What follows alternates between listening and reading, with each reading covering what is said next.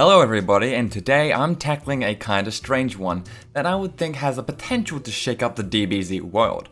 Now I do want to mention first things first, that this originally was going to be titled something a bit different. This is mostly due to the way the changes have affected the story, and honestly this is an easier title to deal with. And usually my what ifs take place starting in Dragon Ball, though this time I'm literally dealing with the second to last arc of the series. So, as you all would likely know at this point, I'm going to be making a number of changes in order to make this what if work in my mind. If you disagree with some of those changes I make, please feel free to let me know what changes you guys liked and disliked. With that feedback, I do hope to make this even better in the future. So, make sure to like and subscribe with bell notifications on if you enjoy this video and if you want to stay up to date with all what ifs as they come out. But with all the disclaimer stuff out of the way, let's begin. Now the first thing I want to start off with is a little bit of an explanation. Tambourine, piano, drum, cymbal, all them boys, they're all mutant Namekians.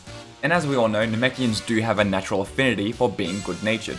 Though in canon there is a perfectly reasonable reason why these guys are mutated, that being caused by King Piccolo's evil.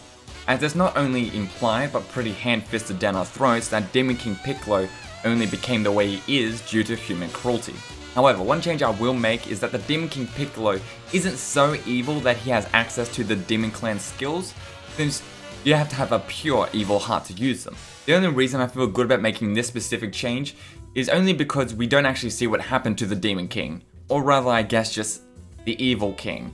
But I would still see this Piccolo still giving himself the title of Demon King, because he still did in canon even though Deborah existed. But yeah, since we didn't see all the bad stuff that Demon King Piccolo endured, why not show him the good as well? At least one thing that was good enough to stop him from completely turning evil. Though at this point in the story, Demon King Piccolo definitely has malicious intent and is twisted, but not beyond redemption. So he's kinda more like Vegeta. In that aspect anyway. And also keep in mind, Tambourine and the others are in actuality like babies, so one of the changes I'm going to make is that when Demon King Piccolo hatches his eggs, these mutant Namekians actually start off as babies. Think of when Piccolo Jr. hatched, and on average it usually takes 3 to 5 years for them to fully mature, as we've seen with Piccolo Jr. Which in my mind, with how the events of that arc played out, this will change basically everything.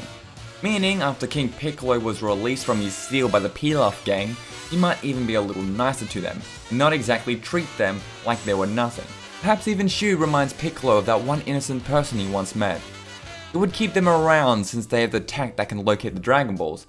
And remember, Piccolo is still old as heck here, so he still wants to make that wish for his youth.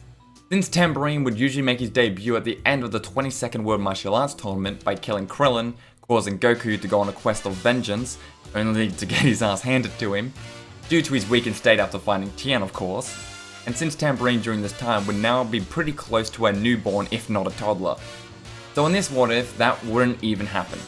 Meaning that after Pilaf revived King Piccolo would bide his time while waiting for his children to grow before setting his plan in action. And with the Z-Warriors unaware of his presence, life would return to normal after the 22nd World Martial Arts Tournament, with Tien winning the tournament. He offers Goku at least a meal like he does in canon after Goku refused the money. Little did Tien know, Goku's stomach is quite costly on its own.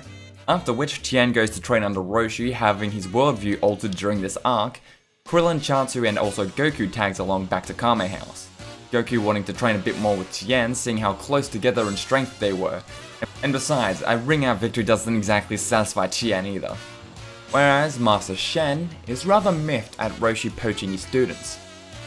I wonder if that'll come up again later. Anyway, moving on. So I say Goku spends a month training with Tien, Krillin and Roshi until he's satisfied that he overcome Tien. And by that I mean Goku wanted to get an absolute win against Tien after the tournament, and with this peacetime he'd easily be able to pursue that. But with that fun month-long training time, Goku, Tien and Chaozu depart from Kame House.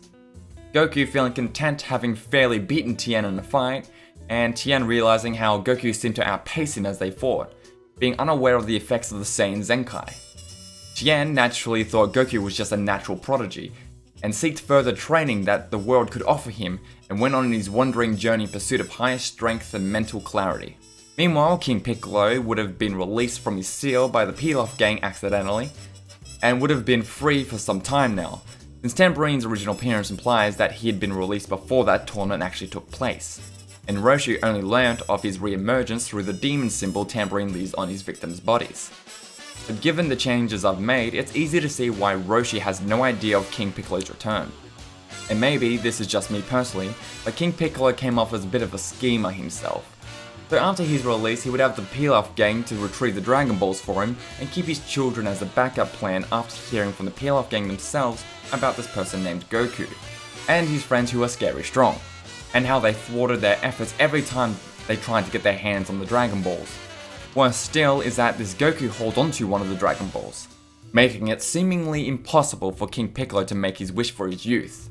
King Piccolo still sends the Pilaf gang to retrieve the other 6 Dragon Balls, and then he intends to find this Goku for himself. Goku on the other hand had returned back home at Mount Paozu, even running into Chi-Chi and the Ox King again on the way home. Goku still being oblivious to this marriage thing that Chi-Chi keeps talking about. After about another month, Goku is going about his usual routine, when suddenly he's attacked from behind. An impossibly long green fist struck him out of nowhere, but before he could retaliate, the man was on the run, quickly taking flight in the air and disappearing. Goku, shocked at first, realizes this man just stole his 4-star Dragon Ball and chases after him, even calling forth Nimbus. And with Nimbus's help, Goku does catch up to his foe, who was obviously Demon King Piccolo, trying to pull off a sneaky tactic. Goku, not wanting to let go of the ball that reminds him of his grandfather, he grips his power pole and swings down at King Piccolo, smacking him on the head, making King Piccolo fall to the floor. Goku then confronts King Piccolo and gets a real bad feeling from him. Angered, King Piccolo jumps back up and shouts, "I was hoping it wouldn't come to this, but you leave me no choice. Die!" and fires an energy wave at Goku, who tries to counter with a Kamehameha, but isn't able to charge it fast enough and is struck directly by King Piccolo's strength. Without the sacred water from Korin, I would say this Goku here is a bit weaker than King Piccolo, even in his old form. Though I would probably compare the gap in strength basically equal to the post-sacred water Goku versus young King Piccolo. After being consumed by the blast, Goku, though bruised and battered, stands back up to face King Piccolo. King Piccolo is stunned for a moment but then smirks as he rushes at Goku, who defends as best as he can, and even at points, outwitting King Piccolo using his tail and power pole as an extension of himself in this battle. He's able to get in a fair few unexpected shots at King Piccolo, but King Piccolo's not letting up either. They're both getting a mutual beating here. The two stare each other down for a moment before rushing at each other one final time. Piccolo tries to punch Goku as hard as he can, but using some acrobatics in his tail, Goku was able to end up hanging off Piccolo's wrist using his tail and firing a fully charged Kamehameha directly into Piccolo's stomach, boring a hole right through it. Due to his old age, his body can't take as much punishment as it used to. But with his dying breath, he spits an egg flying into the wilderness, as far as he could spit it away from Goku. And through the light of the Kamehameha, I'm gonna say that Goku didn't actually see this happening. He just thought he beat his foe. This leaving Tambourine, Drum, Cymbal, Piano, and Piccolo Jr. without a father, and without a purpose besides revenge against Goku. And knowing he beat their father, they know they are no match for him, so they begin training.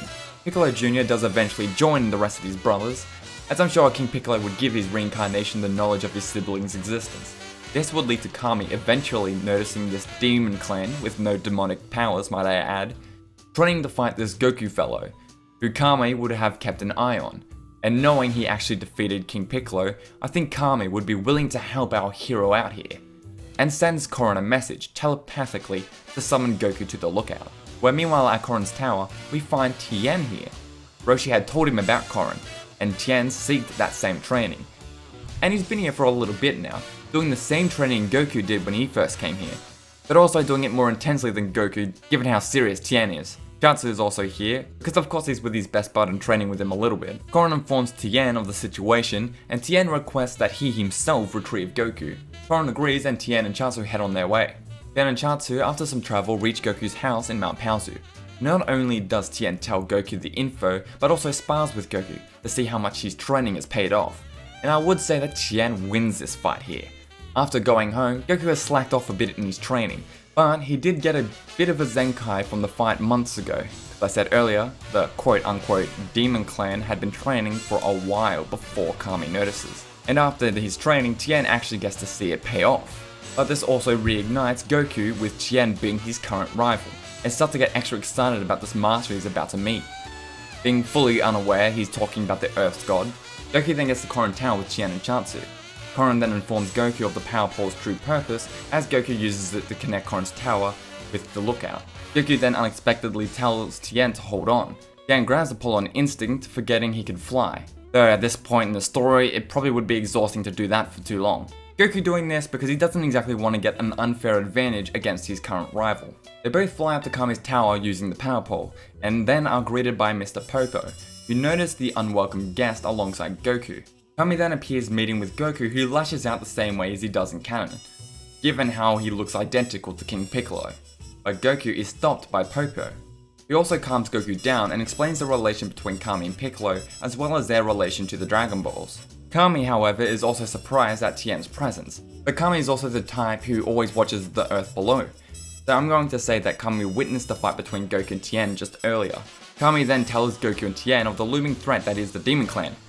Not actually demons, cough cough, and that they are going to need to train for it. And much like Piccolo Jr. in canon, they aim to train to fight in the 23rd World Martial Arts Tournament, and make that their world domination declaration. Try saying that 3 times fast. Tien then asks if they are somehow able to tell everyone about this threat, to which Kami replies easily as he has the power of telepathy. So using that telepathy, all the Z Warriors get this warning. So while people like Roshi, Krillin or Yamcha don't get to train on the lookout, they at least get to know what is coming and prepare for it as best as they can. But with that, I think that's all I got time for today, guys. How do you like the changes I've made to the start of this series? Let me know in the comments down below, as well as letting me know where you think this series should go next, or just even let me know what other what if ideas you'd like me to tackle. But for now, I think this is good. I don't want to make them immediately turn good in the story, cause that's just no fun narratively speaking. So yeah, that's why I'm leaving it here for now, and to be honest, I'm pretty pumped for part 2. So if you like this video, do leave a like and make sure to subscribe with bell notifications on to stay up to date with my what ifs, but that out of the way, I've been the Dragon Ball What If Bro, and I will see you guys next time.